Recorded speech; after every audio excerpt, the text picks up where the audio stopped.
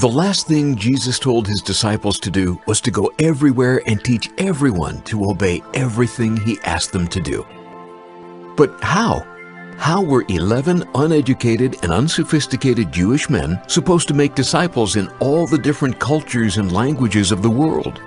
They had no money, no power, no organization, and no leader.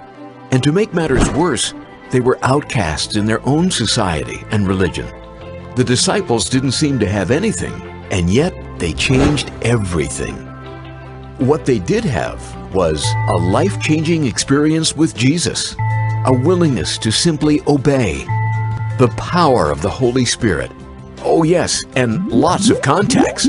What we call today a social network. Here's what happened. Everything started with prayer. Then came the power of the Holy Spirit at Pentecost. After Pentecost, people visiting Jerusalem from faraway places went home and told their friends and family what God had done.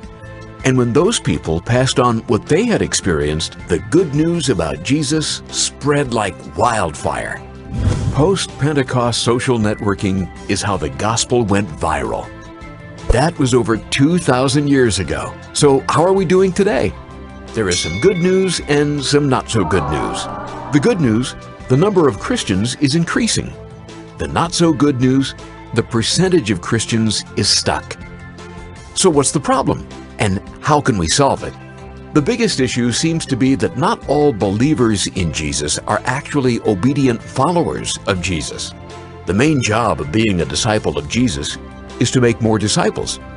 But not many people are doing that today. In the first century, what created a spiritual revolution was disciples making disciples who made disciples.